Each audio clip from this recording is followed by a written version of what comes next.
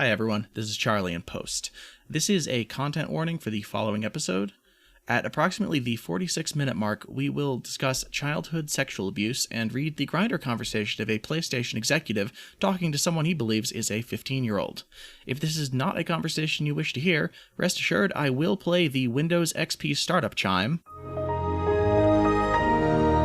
when that conversation begins, so you can dip out. If your podcast player supports chapters, simply hit the skip button when you hear the chime and it will jump to an hour 20 for you. Thanks. Please enjoy. I saw a tweet we could talk about. that's how you start a podcast, right? Please just say that to open the show. Yeah, I just did, in fact. I mean, you did. Oh, God, it's already started. What is the tweet? If this becomes the opening, you're going to get all the dialogue. Fucking all 140 characters of it. Because it's, you're going to hear me chewing on microphone again, because I didn't even eat yet. What's the tweet? You say chewing. It is actually a food hot take. This is from Doomboy at Abrahams_wife. Hot take, if you enjoy eating meat but will only eat it boneless because, quote, bones are gross, you are a little baby and you lack character. Huh. And you know what? I'm here for it. I don't think I disagree. And anyone who's like, well, I'm fine with eating meat, but like having to know about the process, like I mean, they're hitting on a real thing and saying it in the least materialist way possible, which is, there is a thing of people saying, I only want to eat meat if I can be sufficiently alienated from its production. Yeah. And I'm like, I don't want to think that you shouldn't do it then. This tender once belonged to a chicken. Yeah. Yeah, like one of the reasons I can't get myself to eat meat is just because like I don't feel alienated from its production because I've spent my entire life vegetarian thinking about its production and just kind of knowing it. And it's like, I might switch if like we ever have like, I don't know, chickens in the backyard or like, I don't know, a field of guinea pigs in a house one day that we live in. Yeah. Because like, look, if you're going to raise like animals for food, you can at least try and do it as ethically or as respectfully as possible, I would think. Yeah. I don't really know how it works, and maybe I wouldn't be able to do it, but are much less tied up in industrialization, industrial factory farming and shit. Yeah, exactly. Yeah. That's pretty nice, at least. Yeah, but also there is a part of me that's like, well, yeah, but also I just don't have to do that. Like, it seems like if I get guinea pigs, I can just feed them literally, like, guinea pig food and hay and whatever shit. But, like, it's like there might be an animal I could grow for food, but, like, if I want to, like, eat a pig or something, I have to not, like, I could just grow corn and lentils. But if I want to eat a pig, I have to grow twice as much corn and lentils and raise a pig. And that just seems like a doubling of my labor in a way. I could just eat lentils and shit. Like, yeah, I could just use the pig growing territory to, like, grow a few spices that I could dry that would make it taste meaty and delicious. Like, it just seems like a lot of work, honestly. Like, I feel like that's why people always do it in bulk, right? Like, there's ranches because it's like the farm down the road is going to raise all of the feed. We're going to feed it to the animals, and then we're going to slaughter and sell the animals. And that needs to be 3 separate processes because each of them requires a ridiculous team of people. Yeah. Ton of labor, ton of, input. Absolutely. That's kind of the thing, I think, because they always talk about, like, like raising cattle for slaughter is one of the greatest, like, carbon things that isn't the military or some shit. I don't actually know how much it is, but it's like, you have to slice the rainforest to the earth if you're gonna raise a field of cattle in Brazil, which I don't know. I just like we've globalized the process of feed grows here, it goes to here, cows eat it, cows get killed, then cows go here. But for some reason, the feed is being we keep chopping down the lushest, most beautiful places on earth to do this because of the sheer goddamn amount of nutrients you need to sustain that process. And I'm just like, we need Borgar.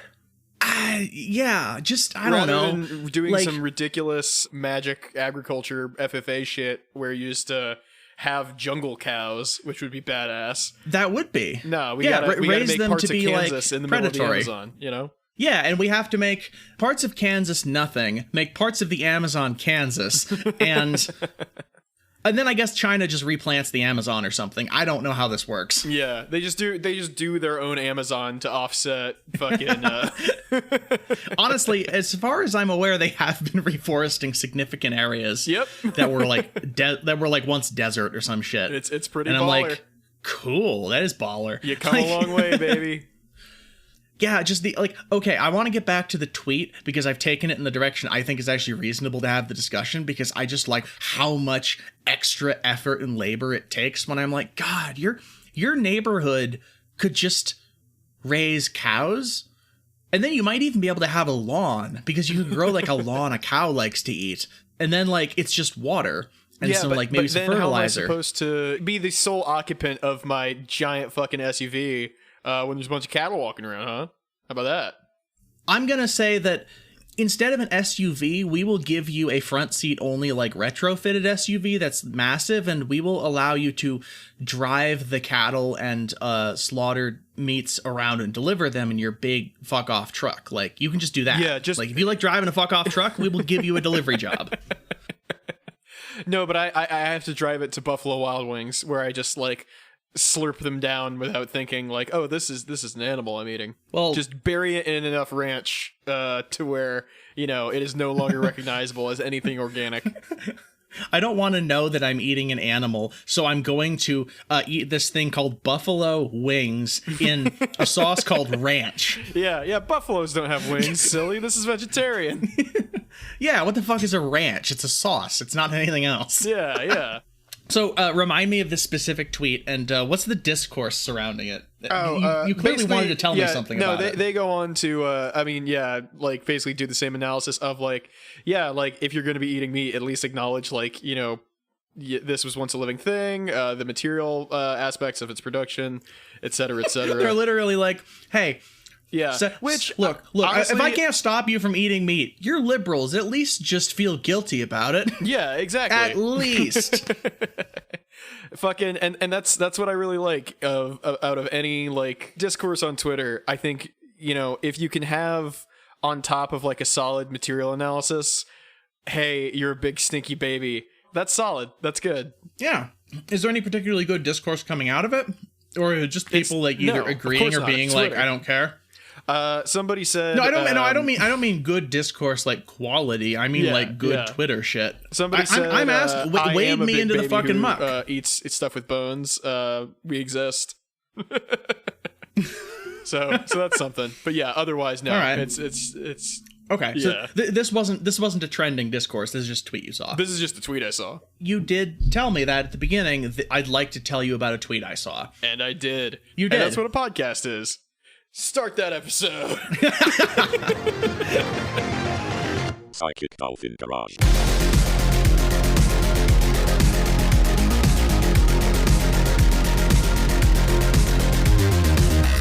Hey everybody, welcome to another episode from the Psychic Dolphin Garage. I'm Bo, he, him. And I'm Charlie, she, her. And that's all. It's just us this week. Just a fucking co-op duo, regular fucking what's we are co-op game. What's that one From Software made that was like Cookies and Cream? I have no idea. No, I've never heard of that. Basically, it's like a top-down platformer where you are two rabbits named Cookies and Cream. It's split screen, and there's a mode you can play where you, rather than like just controlling your characters normally like you would playing a game co-op, you can play it alone because no one wants to play this weird Japanese game with you, and just you use both of the thumbsticks to control these fucking rabbits, like doing little block puzzles and shit. It's terrible. That's awesome. Yeah, it's great. And From Software of all fucking people made it, which is bonkers. There's this feature on the Xbox that I'm not sure if this is what it actually does, but I've wanted to play with it. I think they let you split the control, like it's an accessibility thing, where they let you split the controls of one controller across two controllers. So like, if you say like couldn't use the triggers or something, you could give a controller that your friend has the trigger buttons and you'd take all the others. Yeah. And I've always wanted to just turn like if I was going to do a stream, and that's actually how it works, I think we should just turn every game into a co-op game. That could be fun. Just like, I'm gonna play. Yeah, I'm gonna go through Gears of War co-op, but what I mean by that is I'm going to do the running and the aiming, and my friend is going to do the grenades and the shooting and the hiding behind stuff. I like that a lot. Or something. I don't know how to make it work, but it's like, you do fucking something very, like, obviously not Getting Over It with Bennett Foddy, because that's just the mouse is the only input, but something where... One of those? Yeah, one of the, like, QWOP, maybe, or like, Grow Home, which is basically the same thing, but you're a cute little robot and it's super way easier. But yeah, where you just have to coordinate. Actually, fuck, that's just what Katamari did back in the day. Oh, is it? If you ever played any of the co-op modes for any of the Katamari Damacy games? No, I have only ever played single player. Yeah, because again, who the fuck wants to play this weird Japanese game with me? Well, you know what? History vindicated us for having played all of them and loving them. Yeah, for having great fucking taste. Excellent, perfect, objectively good taste. We had great taste in video games, and you know that because they're not remaking anything we like. That's the spirit. But yeah, so those are video games. What else is in the news about video games? Oh, that's right. It's all about video games today. Yeah. Everything's about fucking video games. You can all draw it back to just these fucking chugging dopamine gambling factories. Yeah, I mean, hey, I'm doing it all the time. I spent a lot of today just like looking up video games with my partner, and that's what we did. Just not playing them, just looking them up. Look, it's really kind of a bummer that no one else made it today, because like Dennis is having a break. It's fine. I just feel like it's the holidays. If anyone else made fucking, with family or something, like a fucking nerd. I assume I don't know. Whereas we're doing a podcast about video games, very non-nerd behavior. Okay, yeah, Dennis is hanging out with family. Artemis messaged us to say, "Oh shit, I suddenly got very busy. My apologies." And Zach messaged us to be like, "I just got into the kitchen to cook." So. That's our friends. Those are the textbook excuses right there. Yeah. Yeah, I'm busy. I'm cooking. I'm washing my hair. I have a family who I sort of love. Yeah, okay. Just say you don't like us. Yeah, come on now.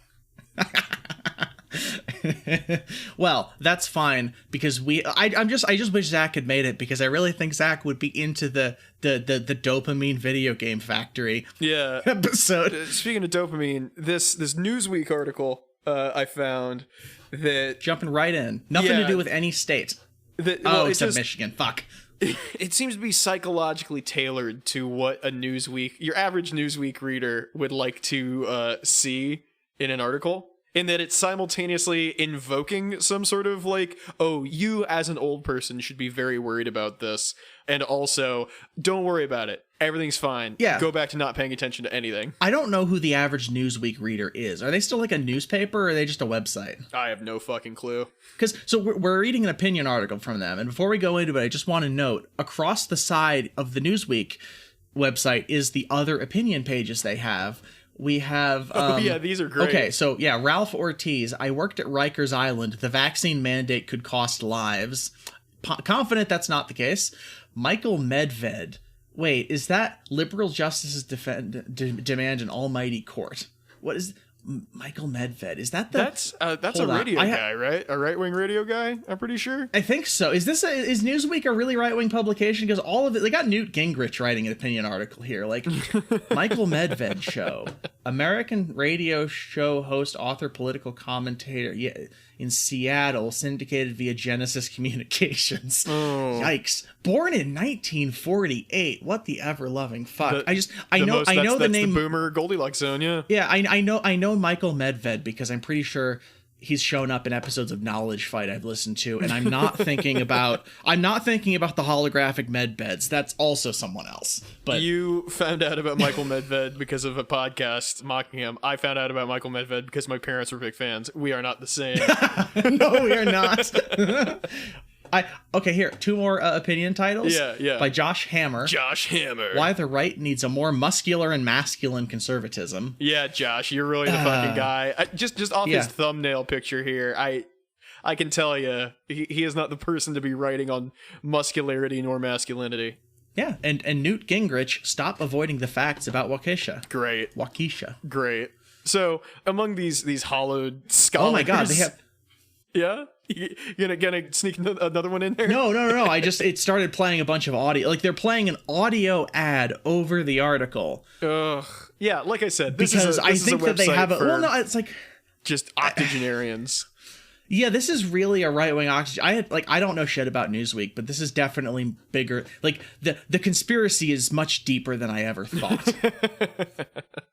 So here's the one we found. Yeah, the one we were actually talking about. Yeah, is a moral panic is brewing about Instagram and video games. Don't fall for it. by Christopher That's not J. usually the thing Ferguson. they say to octogenarians. Yeah, no, it's a really interesting balance of just, hey, here's your proverbial knockout game, right? But don't worry about it. It's fine. Okay.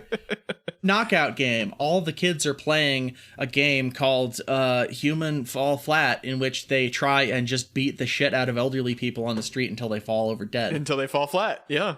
Yeah. They are among That's what it us, is. you might say. They've been at it for a fortnight. Ugh, okay.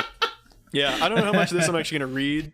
Mainly going to just fucking go through and hit a couple choice paragraphs. Yeah, let's hit the main points here. Yeah.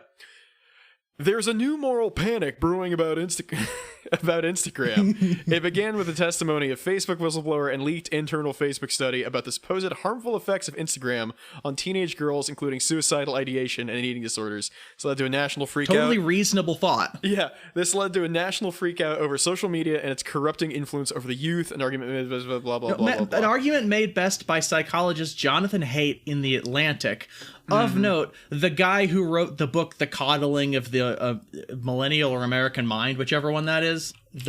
Coddling of the American Mind. Yep, Greg Lukianoff and Jonathan Haidt. Haidt, which I'm assuming is pronounced hate.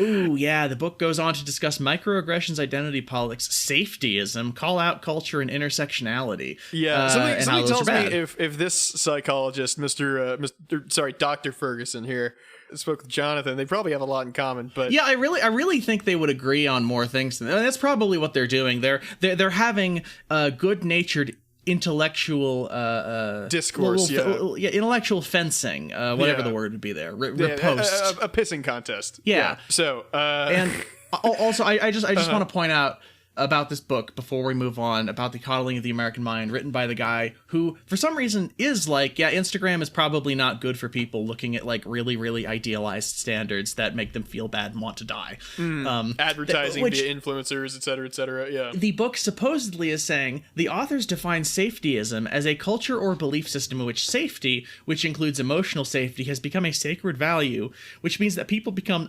unwilling to make trade-offs demanded by other practical and moral concerns. This is just severe projection, the book. Yeah. Like, I'm like, I want to be able to go somewhere without being misgendered and yelled at. And they're like, well, I'd like to be able to own a business in which I can call anyone anything I want because it's my property. And then they wrote an entire book defending that point about how, like, I don't want to be, like, severely traumatized by the world and then have the world continue doing it such that it triggers a trauma reaction in me to stop and run away from it.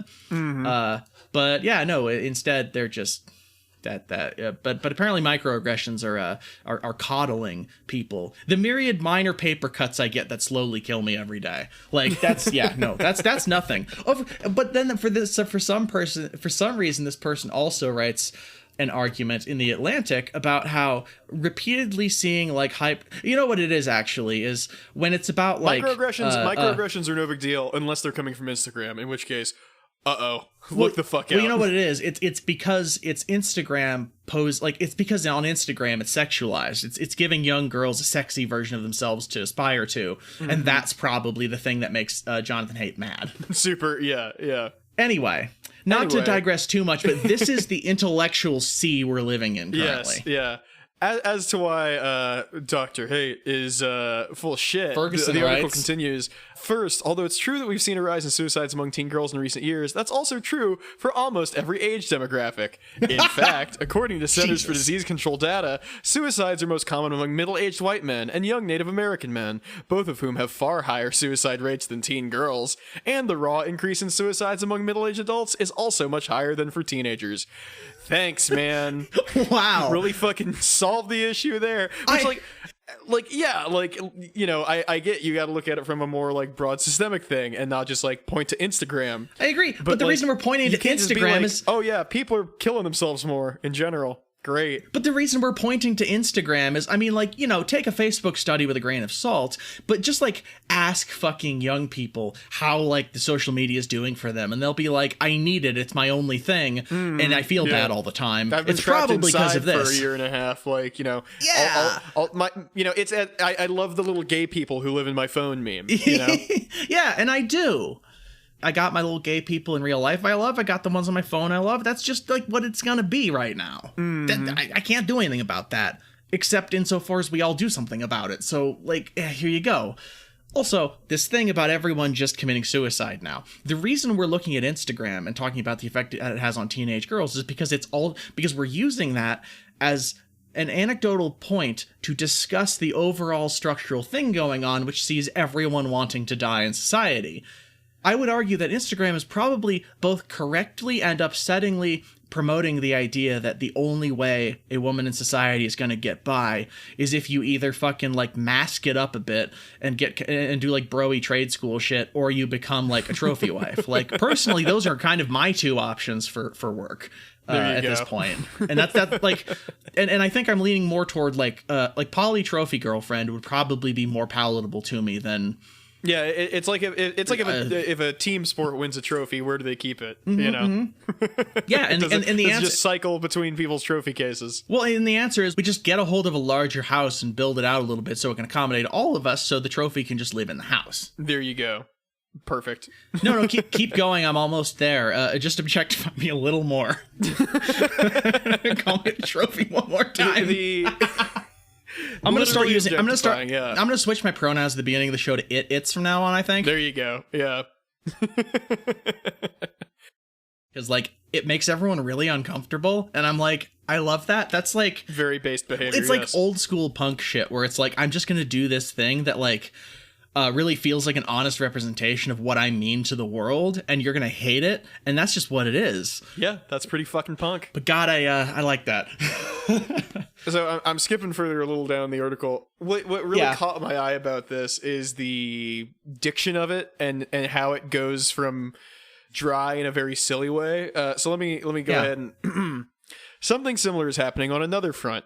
Video games. Scholars have debated video game effects for decades, specifically whether they lead to an increase in real-world crimes like the ones they depict on screen. Sorry. Yeah, I believe there's no link there that we've seen. Yeah. Increasingly, the best studies now find over and over there appears to be no link between playing action games and youth aggression, blah, blah, blah. Even the American Psychological Association's historic position on this issue has since been revealed to be based on a flawed read of the data. That's right. You heard it here on this podcast first, folks. Yeah. Literally first sentence, next paragraph.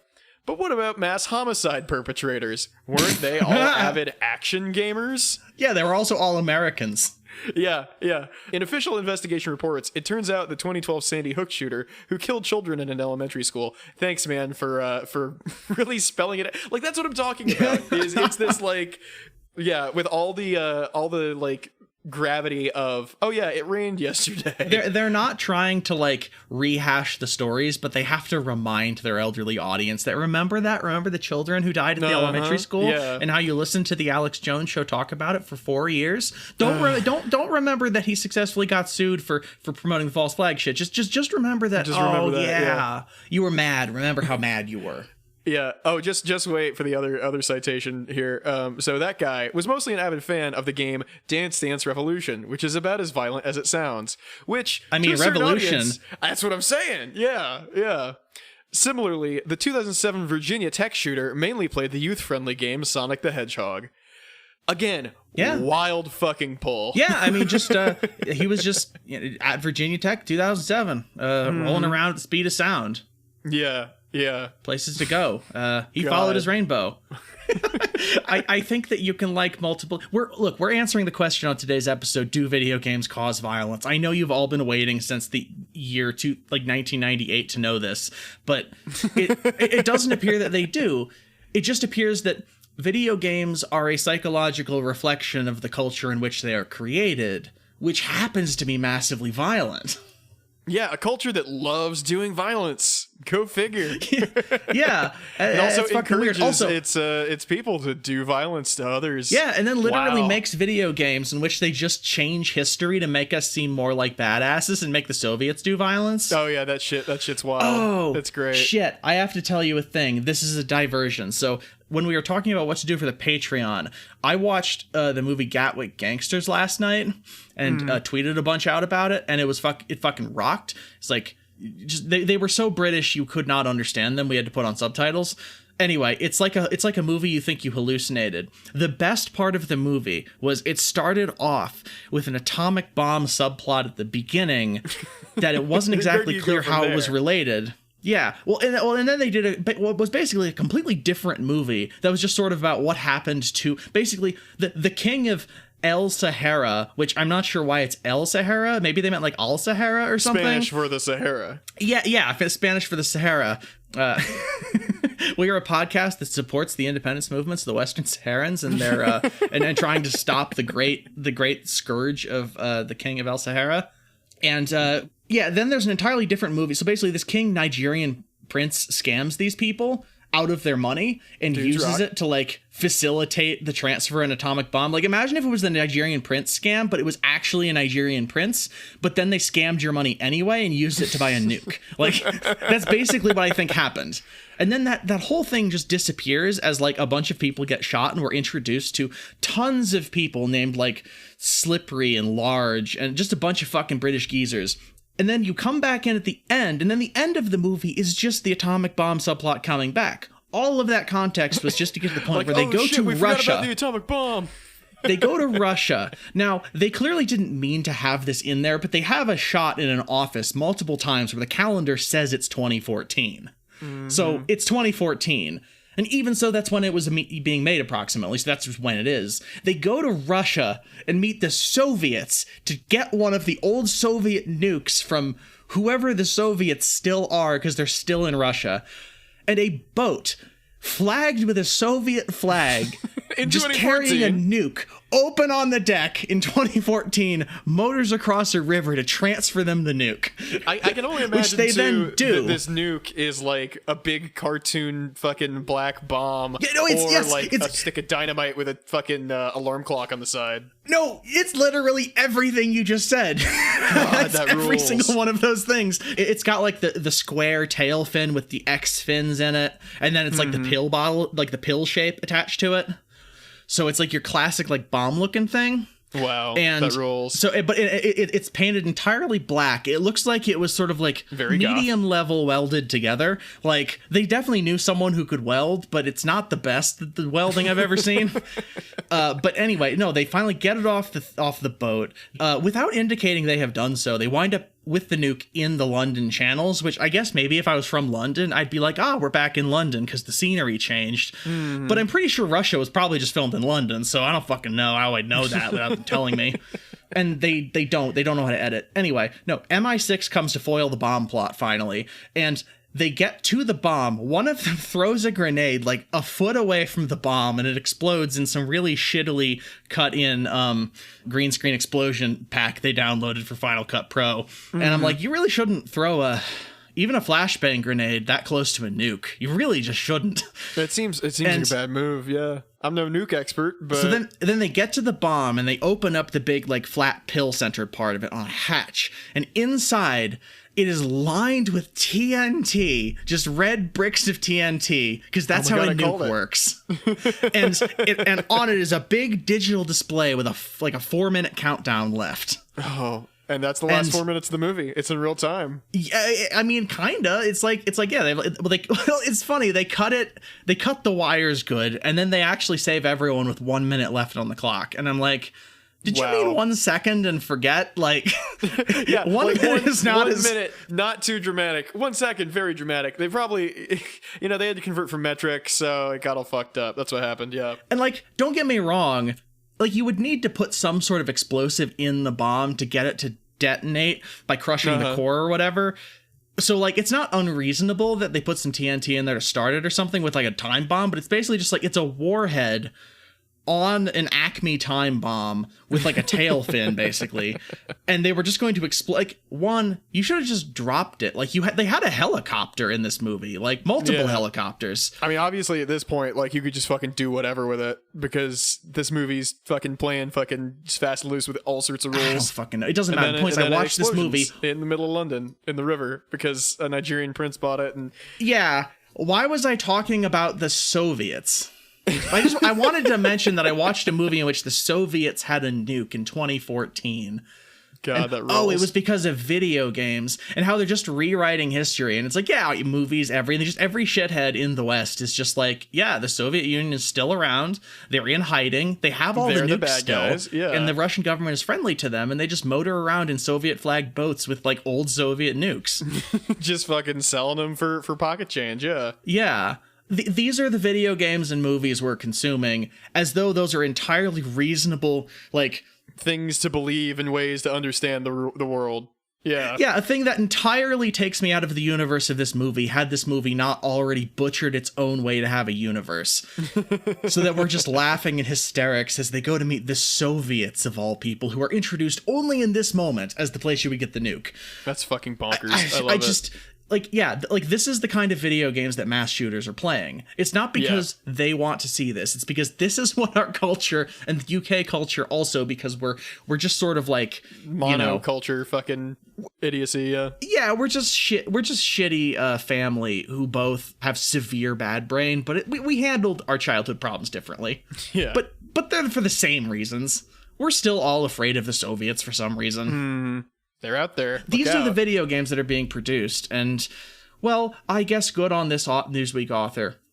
If I can bring it back to the article, though. Yeah, by all means. I would like to point out the one sentence that I think is relevant here that you did skip over, which is the paragraph after the first one you read, which is, anecdotally, as a college professor, I have certainly seen more mental health strain among young adults recently. And yet, even though through my own circumscribed lens, these often seem tied to wider family crises. We need better data than my impression, but I suspect suicide is a systemic family issue, not linked to technology use. So, damn. The first boomer to ever figure out how to say something other than phone bad. Yeah, no, this person's being a contrarian boomer. They're like, no, phone not bad. Family that give kid phone instead love bad. And God. all of the boomers go, wow, that's given me a lot to think about. I'm gonna get on Facebook and see what all of my other Civil War wanting to do friends say. All the other compliant with Minions Law ones, yeah. Yeah, so please continue with the things you wanted to do. I just wanted to point out that the intellectual sea we're swimming in is just sort of direct contrarianism and an insistence that maybe it's the family like, falling apart. Falling ass backwards into like, hey, maybe it's society that's bad, which is, for the record, the correct take. Correct. But like doing it out of a sense of like boomer contrarianism, I think is exactly the boat we belong in. Yeah. You know? But instead they're like, politics is what happens when you change the culture enough to be more like you. So if we fix the family, we'll fix politics.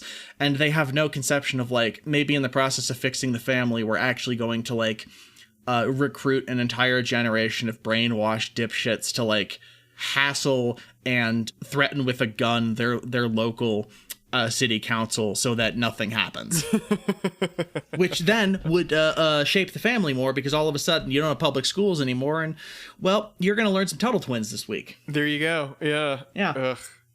Ugh. Seeing that stuff, like, just kind of like every once in a while, I'll hear like, oh yeah, just the fucking, school board meeting was like overrun by weirdos. It's like, okay, neat. That's not troubling at all. Right. And this is always a tough one for me, because like, a lot of the response is like the left needs to go also swarm these meetings to get their voices heard. And I'm like, correct. But also, that presupposes any of our voices would be heard. Like, the only reason these people get heard is because the cops are going to be called on them 2 hours later than on the leftists. Mm-hmm. And then they get freaked out about it, but they fundamentally agree with these folks because these folks are their constituents. Being like, there's a difference between being mad at a city council for not doing what you want and being mad at a city council for doing the opposite of what you want. Or for imagined slights, even, like, they're gonna teach my kids the CRT, which means they're, teaching them that, like, hey, it's gay to be white. Right. It is. Yeah. Stop doing it. And that's a good thing. I see we're at an impasse here. It's the only thing that's going to save white people. Yeah, you want a future. You want a future for those white children. You trans them. You trans them right now, and then you introduce them to the Communist Party. That's the only way they're going to survive. Yeah. That's got to be a kind of person, right? Like someone on Twitter, that is their politics. There's absolutely a person out there who has like sort of contrarianly concocted actually solidarity between divided racial groups is the only way we're going to actually ensure the specific survival of any particular identifiable racial group. And which is very important to me for reasons I'm not going to get into on main. Right. Yeah. I don't really know what a revisionist is, to tell you the truth, but this is the kind of person I think I would accuse of such and like do Stalin things to them. That's the spirit. Just taken out back and given a talking to about the principles of Marxism-Leninism. There you go. That's all that's happening. Oh, another note. In the beginning of Gatwick Gangsters, they talk frequently about sending people to a farm upstate, basically. They don't say upstate, but they say a farm. And so Jack and I, watching it, we're assuming they're probably talking about killing them. And the answer is they were. They were talking about torturing them until they gave them the information they wanted and killing them. But it was also actually at a farm upstate. It was pretty great. I think I need to watch this movie. Oh, yeah. Let's watch it. I got it. Let's do it. Okay. Fuck yeah. Gatwick Gangsters. Coming soon to a Discord near you or something. Absolutely. I would absolutely do a bonus episode on this. Oh, fuck. Oh, no. do you want to or no? Kind of. But I also I do. Yeah. Like, we might have to make this happen. So I have a bunch of so I'm the one who's always saying like, oh, I got a bunch of shitty Christian literature and Christian movies and just weird like far right American shit I find at the thrift store. And I said, anyone want to do bonus episodes about this awful content? And you were the only one who said, oh, fuck yeah. Oh, I'm a big fan of finding garbage at the thrift store and making content about it. Like fucking. Me too. I had like a whole era where I was just like I would go to like the like secondhand like movies and fucking video games store when that was like still a thing, right? And just pick whatever like shitty PS2 licensed games I could find for like $3 a pop and just have a fucking time of like, hey, these aren't actually enjoyable to play, but they're a cool little like cultural capsule of dog shit. That's kind of like earlier today when Kennedy and I were looking through the Xbox for like, we were putting Kennedy's Steam wish list on the Xbox because that's kind of the system that is in the living room that we do use the most. And so we were in that process. I was talking with Kennedy and I was like, God, we should just do a podcast about every Ratalaika game that has been released for the Xbox. You know, the publishing company who just sort of like, if you're like one person who has made a fun little game that's either kind of decent or like was just made with like, you know, Visual Novel Maker or RPG Maker MV or some shit, and you want to get it on every console, you give it to Ratalaika Games and they will just shotgun it out there onto every platform. And there's probably like 30 or 40 of them, and I'm like, yeah, I should just do a podcast where I just play every one of them on the Xbox, one per episode with someone, and just go from there. Like, I love that shit. Yeah. Anyway, okay, we'll watch Gatwick and do some content. Oh wait, yeah, weren't you telling me about too like some whack ass Christian dating sims you found? Oh, from that specific publisher? No, that was not Ratalaika. They would not debase themselves that way. They are a proud publisher of games with a really easy 1,000 gamer score that cost $5 or less. I see. And that's a hell of a racket, a business model. Yeah, no, I mean, and also like, I frequently buy their games on sale for $1 or $2, and I quite enjoy them because they're just like a visual novel where my only gripe is that wasn't gay enough, but I still liked it. Could be said about most games, frankly. Yeah, no, anyway, no, the Christian dating sims we found were, I can't even remember the publishing company, but there's like 4 websites that all of them came from. All 4 of these websites might just be this one dude, like subcontracting and working in RPG Maker MV during like manic episodes, because like our theory after looking at all of these, many of which were very incomplete, and like they had very reviews artsy. like, I love it. There's no content, I tried to play, you walk for 1 minute, you talk to a rock, nothing happens, it over. And then there's just the same copy and paste response that happens to every single review, which is, thank you for the purchase and the review. Don't worry, more content is added regularly with story updates. And I'm like, I don't think that's true. I think you had a manic episode where you published a bunch of games for God because you thought you had the Spirit of God flowing through you, and then you started to lose interest in doing it. It's like, now God is guiding my hand to make the best ever fucking Yeah, RPG dating sim. Yeah, except then and then this guy just gets like kind of depressed and loses interest, but then is like got the entire cause and effect reverse of like, oh, I strayed from my game making and didn't produce much and have failed God, so God has left me and now I'm really depressed. And then 8 months later is like, I'm gonna finish these, and then can't remember even what was going on, just publishes them as is. I don't fucking know. Yeah, maybe in the middle of the depression, like gets up the energy to be like, I'm gonna post these shitty Bible arcade games and Christian dating sims to tell like young girls how to what to do when boys are like, I like you, and just posts them as is. It's they were all a buck. Like what's the process here? What's your angle, you know? Yeah, because like it's unclear. Like it's possible it's like the arcade ones, the dating ones, and the RPG adventures are all coming from different places, and they're just like, well, I have to make them come from different places. Or just every time they hit a manic cycle, they create a new publishing company because they're like, from the depression, so royally ashamed of the work they never finished, they just start a new one, but they can't bring themselves to totally disassociate. A hauntingly plausible kind of guy. Yeah, one of them was executecode.com. Which is oh no, what? It was executecode.com, and then there was like... I can't remember the others. It doesn't matter. I wanted to get them to play a shitty Christian RPG as content, and maybe I still will because they were all a buck. And I'm like, well, I've bought a chick track for 25 cents a number of times. Like, I'm sure I can. Like, this is just the same thing, but it's a buck. Like, I'm not funding anything major here. Nah, you're not really like, you don't have real like, you know, hey, I grew up with religious trauma cred unless you just find chick tracks ambiently. Yeah, no, I have always paid like a nickel or a quarter for mine. Oh my god, at a store. That's like also its own weird kind of authentic, which, you know, you gotta respect. I think I only have like one or two, but there they are. So yeah, they're there. Yeah, I have them. They're in my house. Wow, that's wild. But yeah, so I thought about getting them for content, but also like, so the thing that really killed it for me is they do not support achievements on the Xbox, which like, nor on the chick I would tracks. absolutely, no, they don't. I would absolutely 100% a shitty Christian dating sim, but it's like, unless we all agree that this is like, I could get one and see if it's worth doing content, but unless it becomes content, I will not buy that unless they're gonna give me some goddamn gamer score. Like, it's fucking content. I know. Yeah. So that's that whole story. Do you want to pitch back to the moral panic and some other video game stories? Yeah, I guess so.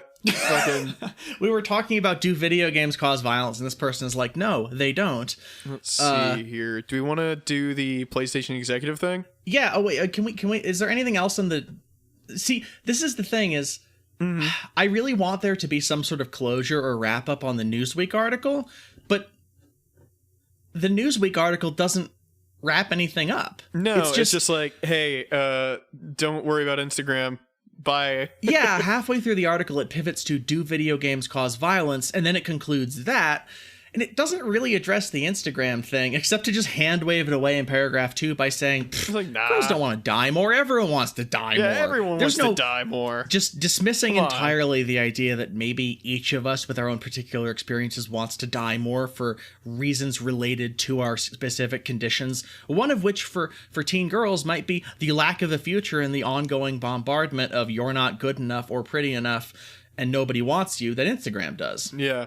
It's posts. That's what it is. Yeah, it's posts. And sometimes it's like, you know, they mentioned middle-aged white men as most commonly wanting to commit suicide. And it's like, yeah, you've had to like retire early from your small business because nobody wants you around there. And, you know, your small business is where you did sort of like real life posting, where you just went in there and everyone had to listen to your ideas.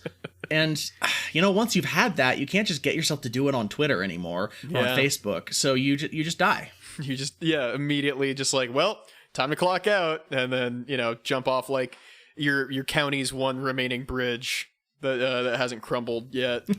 You're just standing there in the middle of the bridge, jumping up and down, hoping that this is the time it crumbles. You're not ready to commit yet, but if this is the one that does it, you're going down. Yeah, like if a particularly like heavy truck comes by, that'll do it. That'll do the trick. Yeah, this is just this article. I wish I could close it off, but it's just sort of it's sort of a senile boomer. Yeah, even the author does slip and not slide. like care to pinch this particular turd. Yeah. Yeah, they just basically say, I suspect suicide is a systemic family issue not linked to technology use.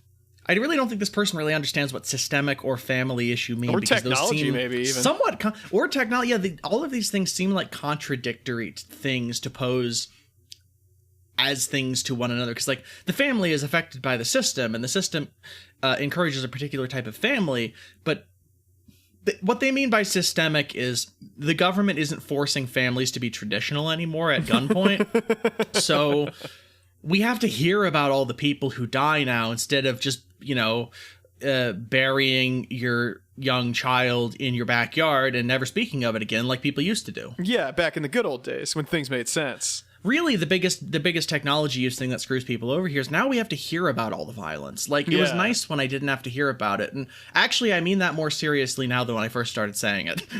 That's actually the thing, I think. They're mad they have to see the violence necessary to, like, keep them flush in, like, Cheese Whiz and green dog treats. Bang energy drink. Yeah.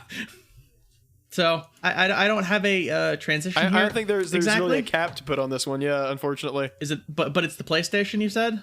Oh yeah, I think that would be interesting.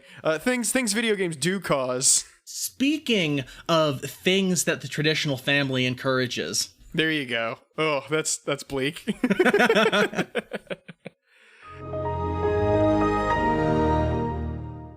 And true. Go on, tell us about this one. Yeah, so the fucking senior vice president at Sony Interactive got fired, not due to hey, the new Ratchet and Clank isn't doing the numbers we thought, boss man. Sorry, you're out of here. Or anything as innocuous as that. Apparently the new Ratchet and Clank is very good, actually. I don't know. I don't have a PS5. That's great. I'm poor. I don't either. I got a new Xbox. I'm an Xbox fucker. There you go. Not a Sony brony. Yeah. This is, I will not do this as a diversion, but like, so because No, I do do. some of the but okay, so like I've talked on this podcast before about how I do, like, every morning before I play video games for my morning, I just like log in and spend a couple of minutes doing the like daily Bing shit that they want on there, because then I get rewards points, which turns into like $20-$30 a month that I spend on the Xbox, because they just give you money for using Bing. Cool, great. Not like always worth my time, because I get a lot of like not worth my time in an actual like wage sense, but like unless like I actually have money and the world is better, this is fine. That's but how you're also, getting your Xbox fix, yeah. Yeah, because it's like I'm giving them data about me, but it's entirely pointless data that is only about the shit that they want to hear about. And so, but it's like basically they do a lot of like polls and stuff, and I use those polls to gauge like what kind of assholes are using Bing. And so it's like, like they'll just be like, is, what they call themselves, yeah. Yeah, it's just like, they'll just like, who's the greatest, like, basketball player of all time? And it'll be a choice between like, a black guy and a white guy. And like the white guy is far and away the one who wins. And I'm just like, convenient. I don't know if this is true, but my instinct was just to vote for the one I'd heard of. And, and it's not the white guy. And whatever, I don't know what the fuck's going on, but I use that as an informal poll of like who's the Microsoft ecosystem diehards, and it seems bleak. Yeah, I can't imagine like the hardcore Bing heads out there are a I feel like not deranged group. Yeah, I feel like I'm betraying trans women everywhere by like just doubling down on the Xbox, but that's the one I've been doing since I was like fucking 14. Yeah, no, you are. Ain't no fucking Bloodborne on no Xbox. I'll tell you that much. No, I feel like I'm betraying trans women who are just out there playing like every JRPG ever made, and I'm like, that sounds like an exhausting ordeal, not worth my time. Yeah, like some fucking like 2003 fucking PlayStation 2, like it has like a fucking Nietzsche quote as like the subtitle, and the main title is like Ultimate Eternal Legends of the Time. That kind of game. Yeah, it's like a fucking, I don't know, Beethoven aria legend, The Encouragement of Zavarian. And I don't know what the fuck it's about, but and there's like, it's like vaguely high fantasy, vaguely like, cyberpunk. Who fucking knows? Who cares? Yeah, it's just like more fun Final Fantasy 12 every time. Yeah. Which, hey, I mean, that's a solid thing to shoot for right there. Yeah, no disrespect for any of these games that they're making necessarily. Have played hardly any of them. They seem like they're just too long. I just don't want 200 hours of gameplay. Yeah. 200's like short too. I'm okay if something like if I play something for 200 hours over a long period of time. Mm-hmm. But I don't want to go into it knowing that's what I have to do. Yeah. Because, like, I don't know, I have a little bit of like, weird, like, you know, cute animal mascot breeding mini game, and you got to do the fucking roulette wheel mini game, and there's always a bunch of bullshit. Right. Fishing. That's really the cruelest part of the, like, achievement metagame system, is that they're like, yeah, actually, there it is. I was going to use this as a joke example, but no, it's a literal example. I can pick up and play Sonic Adventure 2 Battle on the GameCube anytime I want and have fun with it. If I play it on the Xbox, it's constantly yelling at me, you haven't 100% this game yet because you haven't raised all your chows up. And I'm like, I'm not raising these fucking chows. And I have it. It's on the Xbox and I don't play it as much. Yeah, that's a slog and a half. It just, God, that's great. Yeah, like I'd rather, like I'm one of those people who got, like, you know, the, like, kill the entire population of this Colorado town achievement in Dead Rising. That's a classic. Yep. Yeah, I got that one. I did 7 Days Survivor, where my friend and I played that game for 14 straight hours and didn't die. And it was great. But, like, I will do either of those things to my body before I will let this thing make me do the, like, wheel spinning, like, chibi fuzzy animal raising minigame they want me to do. That's just, for some reason, tacked on to my game about, like, I don't know, mowing down teddy bears with a sword. Like, don't do this to me. Fuck. Why is that such a specific thing that rings so fucking true? Anyway, in case you needed we're another talking reason about not to play the pedophiles. PlayStation, yeah, guys and aunts. Turns out, Xbox sweeps all their announcing under the rug. Yeah, absolutely. Yeah. Oh, Jesus. Psychic Dolphin Garage turned into a Bill Gates is using the vaccine to traffic children podcast so gradually I didn't even notice. Oh, God. Yeah, so... All right, go for it. George Cacioppo, which I'm assuming is how you pronounce that, a senior vice president at Sony Interactive Entertainment who had worked in engineering, blah, blah, blah, blah, had been terminated from his position after he reportedly appeared over the weekend in a pedophile sting operations video. Oh, God. At him.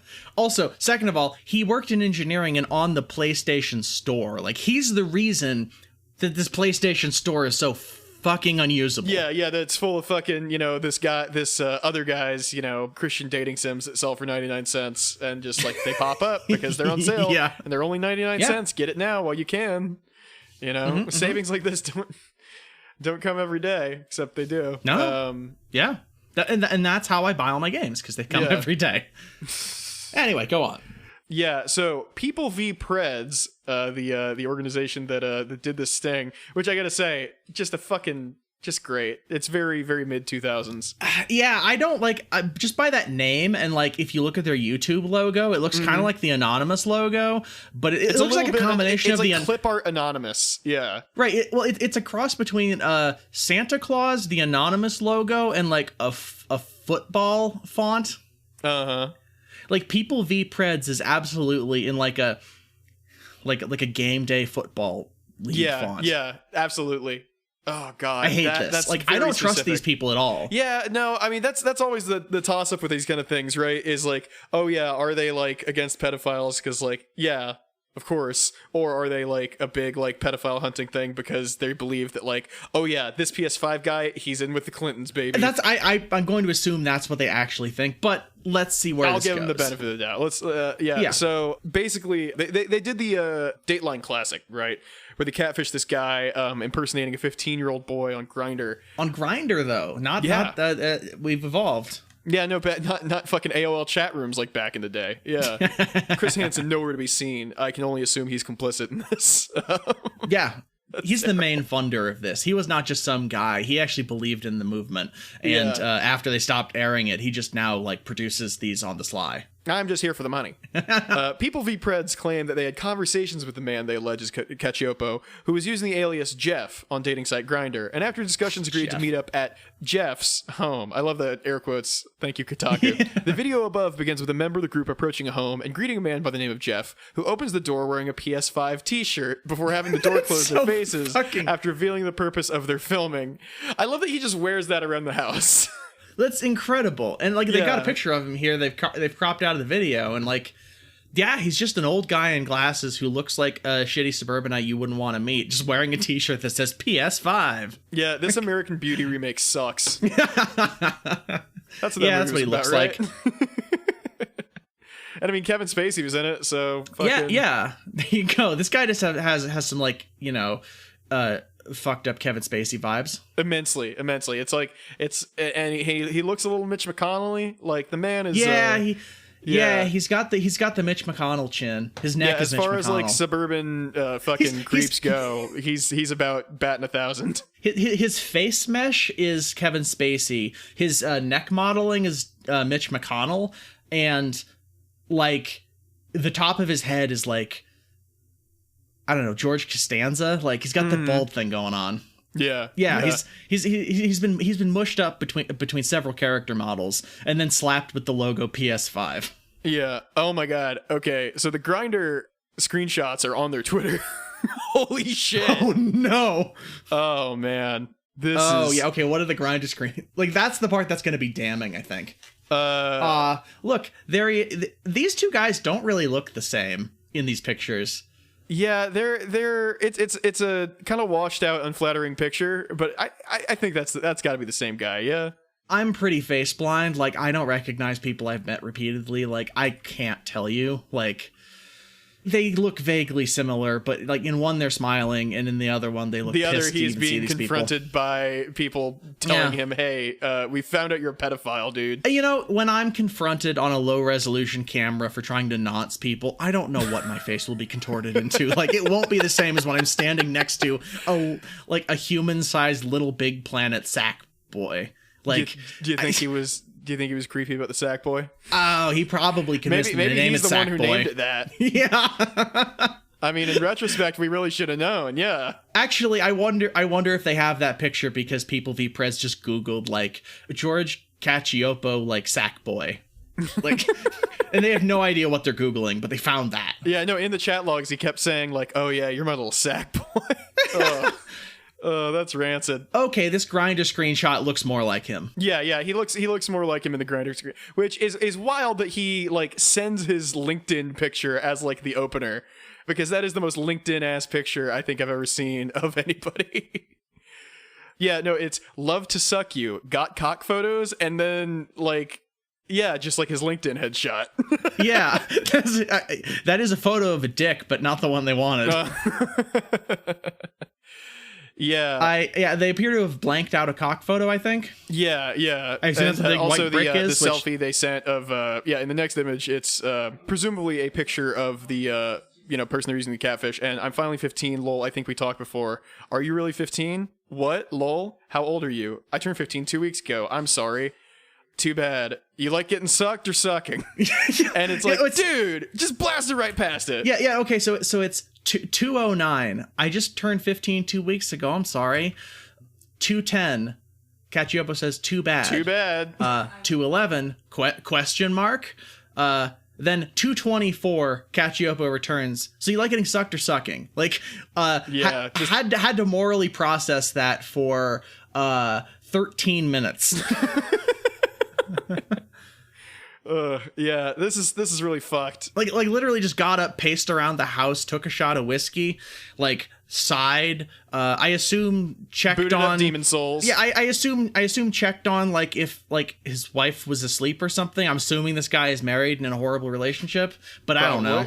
He's also like a PlayStation Store engineer. I could see him being just absolutely undateable this long. Yeah, go figure. Yeah. But anyway, go on. Tell me more about the screenshots. Fucking yeah, just this conversation is it is the God, what was that Facebook group from a few years ago? Haha, please send to Jim or whatever. That was just like, hey, can we like find like the most boomer syntax online? And I actually there's boomer syntax, but I'm sorry to interrupt. I'm having a moment where I'm just kind of feeling bad about the end of this part of the conversation. Can I read it? Yeah, go ahead. So it's, you like getting sucked or sucking? I guess both, lol. How old were you the first time you played with a guy? Like a month ago. Who did you do it with? A friend from school. And then Cacioppo replies, Mine was the same. I was 12 or 13. He slept over and I woke to find him sucking me. What the fuck? Like, yeah. That's messed up.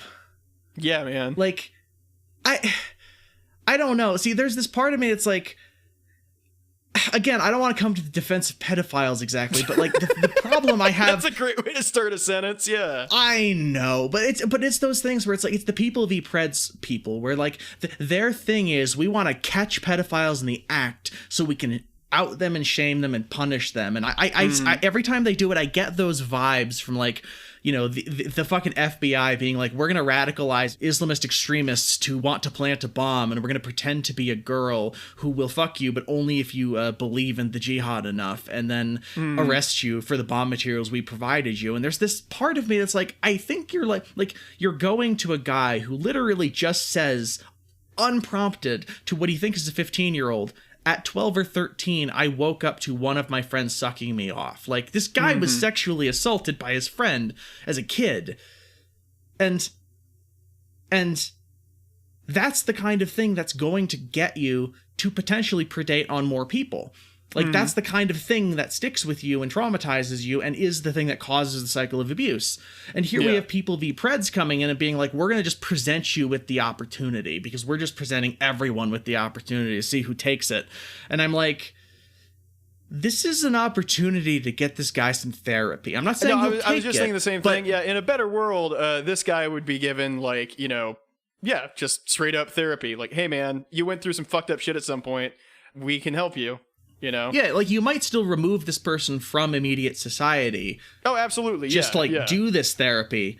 But like, and again, I'm not like, I don't want to blame any given person here for like the fact that in this fucked up society, all that People v Preds is doing is leading to people becoming incarcerated at best. But also, it's really nothing because like, no, as they mentioned in the article, no crime was committed here. He just said, I guess I'll do it, show up at my house, and then a bunch of like old people with cameras showed up at his house. And it's just for the sake of like they're not actually like fixing anything or punishing anything. All they're doing, God, they're really just farming clout. Yeah. Yes, well, I guess this like is just getting this guy his job lost or something, but like right, which is not necessarily a terrible thing, but like again, he just starts going by his middle name and applying for other jobs. Right, or he just applies to a different division of Sony a few years later, and they're like, "Sure, we can hire you. Nobody remembers you anymore." And also, like, you fucking made the PlayStation Store. Like, you know how much money you made us with that UI? Like, yeah. like the People v Preds folks are just like they're raising awareness of pedophiles, which I feel like in this particular cultural. This particular moral panic of culture, like, doesn't address any issues of like, hey, like, you know, how do we not like have, you know, 20 more of this guy? Yeah, like they're pretending to be a 15-year-old who also appears to have trauma or whatever, because it's like, yeah, my friend came over after school and he sucked me and I sucked him, and it's like that's like actually no, that might not even be traumatic. That's just like two like 15-year-olds experimenting. That's not even necessarily terrible. Just guys being like, dudes, yeah. Yeah, it's just guys being dudes at 15, like potentially not a big deal. And like either that's like a lie in their conception of what this kid's doing. Like they don't seem to really understand the dynamic of what's going on there, but they found a guy who's absolutely been like sexually assaulted and this has been stuck in his brain. The dynamic doesn't matter. It's that they got a guy, you know? And like to an extent, I absolutely understand that, you know, because shit, it's harrowing when you pull the camera back and it's like, okay, what now? You know, it's like we got him. That's really the thing is like I'm trying not to make any judgmental statements on this thing completely at all. I'm just kind of looking at, okay, this happened. Now what? Yeah, I don't think anything. I think he just lost his job, became slightly more isolated from various situations, and then.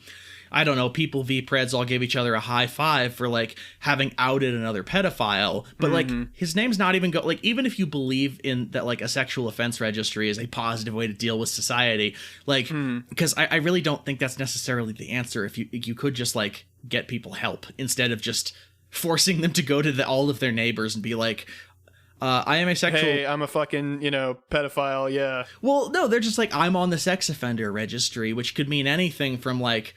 A cop saw my dick because I was like pissing in public to like I sexually assaulted a child. Like it's not a useful list if the giant range of things that can go on it is that I don't want to sound like I'm fucking defending any of this behavior. I'm just noticing that, like, wow, all of the behavior surrounding it is basically designed to get no one any help and to just farm clout for pedophile hunting, which, honestly, like, if you've got a hidden camera show where you hunt pedophiles and expose them, that just seems like a perfect slot in for, like, you know, the further right group of people who want to trawl around with guns and start shooting pedophiles. Anyone which they will mean that, like, is not even just like, hey, we're gonna like dox somebody or like, you know, catfish them or whatever. It's just like, yeah, that person looks like a nonce to me, you know, fucking just tag 'em and bag 'em, boys. Right. Well, and also like, why not just go on fucking Grindr and start like catfishing like the trans people that are on there because you think they're more likely to be pedophiles, and like, you know, you catfish some fucking 18-year-old who thinks they're going to meet like a 16-year-old, and we're like, I'm probably not going to do anything, but I might be their friend, like, you know, and then they just fucking murder them or something. Like, I don't, and also fucking like, stop doing, like, this whole system is useless. I think I'm scaremongering a little bit too far. I'm just noting the fact that, like, I don't know, as a trans person, all the right-wingers think I'm a pedophile. And so simply farming clout off of exposing pedophiles in such a way where they don't do anything wrong and you don't do anything, and then that you just put, this doesn't do anything. It doesn't help anyone. Well, I mean, especially, don't do anything actionable, I think, is the main thing, you know? Because I think what they're hoping for is by doing this, they've sufficiently scared this guy into every future noncing interaction he gets into is like, fuck, is this the one where actually I'm gonna get caught? Which, okay, maybe that is something. I'm not gonna say that's nothing. Like, if my first attempt at a nonce, side note, I'm not going to do that. Do not clip that. If my first thing of that was like me getting caught by a hidden camera show trying to nonce, it would be like, yeah, I would probably be fucked up and never do it again because I'd be fucking scared. But also, maybe that works. But that also doesn't solve the thing gnawing at my brain from probably an early, very negative and traumatic sexual experience. Gnawing at the inside of my, it doesn't fix anything. It just means now I'm worse. Yeah. Now I'm worse, but I'm also scared of acting on the thing. So like, one thing is positive, but also I'm just being made more mentally ill, which might nullify that other one that was positive at some point. I don't know. It's like, this guy's gonna be fine. He's got shitloads of money. Worked at PlayStation, I'm sure. And I mean, that's the real takeaway is like, you know, you can see the fucking suburb in the video that he's in. He'll be all right. Yeah. Which is the most bummer part of all of this.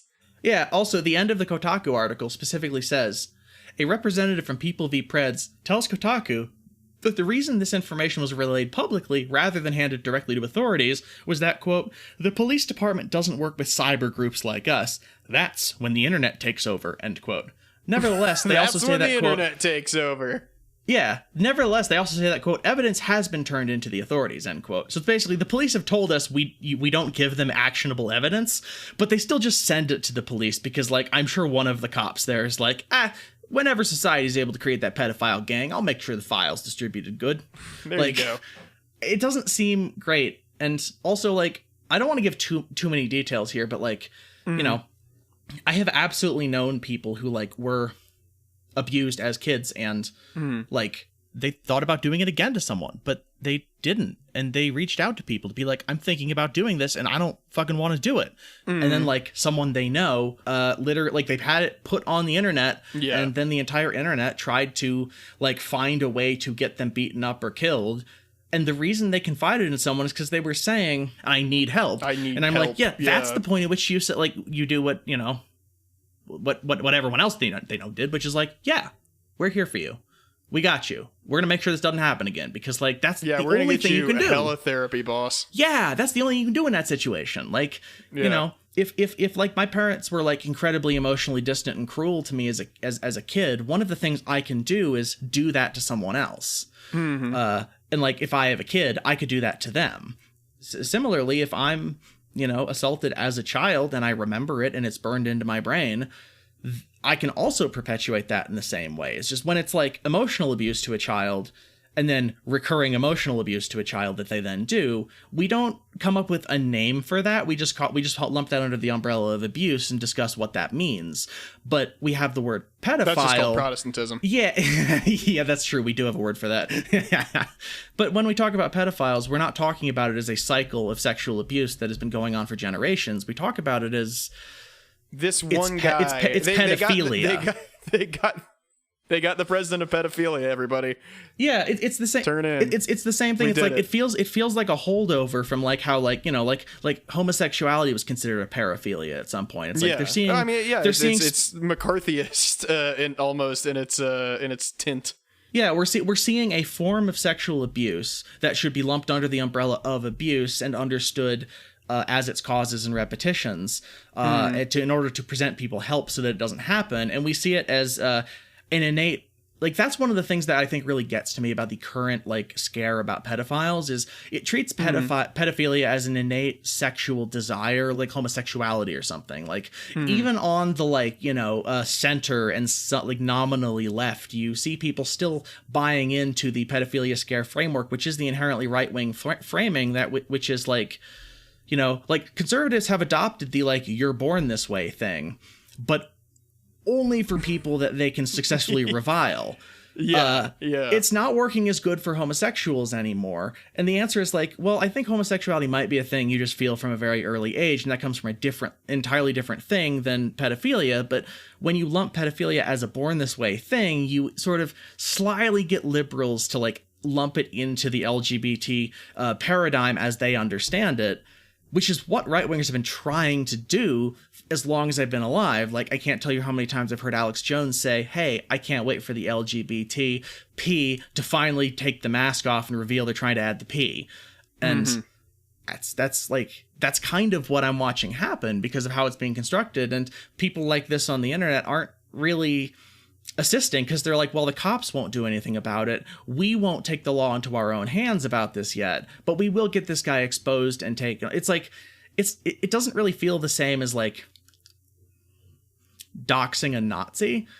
Because but on the other hand, this guy works at a video game company. He might very well be in like, in contact with a lot of children and maybe has done this before. Like, who the fuck knows? Yeah. I mean, that's the other thing of like. But that's really what it comes down to. I don't know. Like, nothing is like getting addressed at like a systemic level, or like this guy's getting like any of the help he needs. But like, maybe they stopped him. It's such a fucking toss. We don't know if he's done this before, and if he has, maybe this being put out on the internet will allow some people to come out and say, yeah, he did this to me. And if that comes of it, then cool. Like, whatever. Great.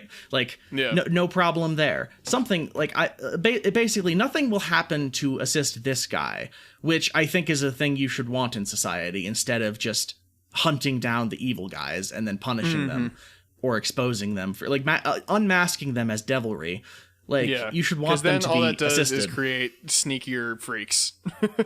It's an arms race. It's a nonsense arms race, and you don't want that. Yeah, you really don't. You don't want them to wind up with secret codes. You want them to think, it's okay that I feel this because I can talk openly about my abuse that I experienced, and I will tell someone about it. Yeah, because then I can, not do it. In the fantasy land version of the United States where somebody can get help for this, I can just book a therapy appointment for tomorrow and deal with it, like, rather than and I hope that, like, if this guy has done this, there are victims that are able to come out and just say, I had this happen, and then some sort of healing or process can go forward. I hope that that's at least what comes of it, because like. And not just internet clout? Yeah, not just internet clout and some clickbait articles about pedophiles, because that doesn't help anyone. That actually makes things worse in my mind. Because, like, right now, my partner is reading Lolita to me, which, beginning of that book, the author is basically like, I had a weird sexual experience that I'm telling you, the reader, was an incredible magical experience at the age of, like, 12, but, us reading it, we're like, I don't think that's as magical as you say it was. Also, you in the modern day are now lusting after this person you call Lolita, specifically because she resembles the person who did this to you as a kid. Like, because you had a sexual experience with another child, and I'm not convinced it was as consensual on either of your behalfs necessarily as the magical portrait. Yeah, because that's the whole point of the book, is the author is untrustworthy and flowering everything up. And then talks about how he spent his entire 20s in and out of college, in and out of psych wards, literally depressed, angry, and wanting to do self-harm to stop himself from, like, having these desires.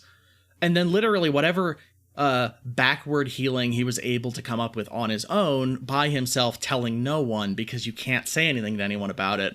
It all falls apart the second he sees a young girl who looks exactly like the person who probably assaulted him. And it's like, I'm listening to this entire Kotaku story and I'm like, do you want Lolita? This is how you get Lolita. Like, like this is like this. Yeah. I mean, that's basically it. I hate that. And I'm glad to be able to talk about it, but like, yeah, I feel like I have to keep prefacing it as like, God, I just want people to not be constantly punished for shit. I'm fine with them being like, sort of like told, you have to come with us because you're not okay. Yeah, it's like, not safe for you to not be under supervision. Yeah. Yeah. Now there is a degree to which that's also scary, but I'm also picked because like I would never want that to happen in the world we currently live in, but under a better system. Because that just means cops are watching people, and we all know how good cops are at stopping any of that kind of shit. Right, because you wouldn't have cops in this other world we're talking about, and you wouldn't have jails in the same way. You might have like, dormitories where they're helping you out, but also like you might just have ways of integrating people into society who are incredibly mentally ill and are like, if you lock me up, I will fucking flip, because like that's also really traumatizing if that's where your trauma's coming from. But just a society that understands all of those things and acts according to them and finds ways to deal. Yeah. That would be not wonderful. Too tall in order, right? No, that's literally the down thing. The street from where we're at currently. Yeah, that's literally the world we want to create. Yeah. So yeah, this is the thing. It's actually, you know what it is? I'm nervous spending an entire conversation talking only about the guy who is attracted to fooling around with the child instead of the victim. But there is no victim in this case, and there is no one who has come out as this. They found a guy on Grindr who incidentally was like, yeah, the first time I had sex was when I woke up and someone was sucking my dick, and I thought they were a friend. And I'm like, Jesus, like, you just like, this might well be the only moment this has happened. Like, the guy is on Grindr, but mostly adults are on Grindr. Like, yeah, like it's the thing of like they sought this guy out, Yeah. Well, I mean, so or did they? I mean, that's kind of the purpose of this kind of thing, right? Is to farm essentially for these guys, and like it has that purpose, at least on paper, of like stopping pedophilia, but like it already happened to this guy, and like it's. Yeah, I don't know. It's all sorts of fucked up. But this is the thing though, did send a bunch of dick pics. It looks like, based on the other chat logs to what he thought was a 15-year-old. Yeah. No. Again, like he's not doing the right things. So this is absolutely perfectly designed to make him not do the right things. Yeah. And this guy may have reached out to them specifically, but like, I mean, they're just ostensibly an adult with the name hosting BJ for you 6 miles away. Like, here it is. Like, that's what you're on Grindr for. Like, yeah, again, I'm sure this guy is a piece of shit. Like, we saw the neighborhood he lives in. We know he has a lot of money. He's like he works in the games industry as like, management. Yeah. So, he's a manager in the games industry. He's old. He looks kind of like Mitch McConnell. Like, he's probably a horrible person.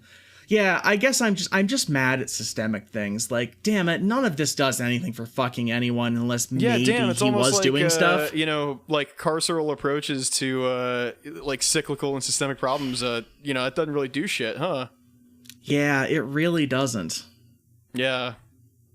And I don't want to leave on that bummer, but don't put people in prisons. Like, at best, they will like come out just a little bit more fucked up. Yeah. Give people shit that they need in order to heal in an environment that like you can like help them and coach them and maybe like encourage them to not leave. Yeah. And based on the level of danger they're posing to their community actively, because that's the thing about this internet kind of shit. That's the thing with this sensationalized To Catch a Predator shit. Because, like, I also hated To Catch a Predator as a child because I'm like, what's the point? Like, it's just a sensational TV show where, like, the guy in control gets to have, like, a conversation about how bad this is with, like, a tearful, like, guy who's trying to knots, and then that's the end of the episode. Show ads, and boom, the money's made. Yeah. I don't even know. They might have even, like, hooked someone up with therapy at the end. Like, they might have even at least done that. I mean, from what I remember, most of those episodes ended with those guys getting tackled, but yeah, you know. Well, he lost his job. I think Sony. Yeah, no information that I can see. Fix things over there, I'm sure. Also, these things are being posted by someone named Banished Journo. What is this? Yeah, Tipster. that's pretty. Yeah, I think coming back around to the intro, people v Preds, very very early 2010s kind of imagery and vibes. Yeah, Twitter. Oh wow, no, they are putting on. There are more cringe news organizations out there. Trending news commentator and host of Tipster Live, business inquiries, Tipster at etc. Southern California. Kind of got Quibi energy. Okay, so Tipster retweets by last thing, tomato spelled with an E, Tomato Man. Keemstar groupies and fangirls tend to gain lots of followers these days. Maybe that's one of the reasons why legit textbook sociopaths like Keem tend to be successful. Charm and charisma usually wins over the hearts of the weak-minded and vulnerable. I don't trust that this guy has... I'm down with that. I'm not. No, actually, unironically, no, that's a good take. Fucking Keemstar and all YouTubers are just absolute freaks. So. Well, yeah, no, that's correct. Yeah. Wait. And on that note, I think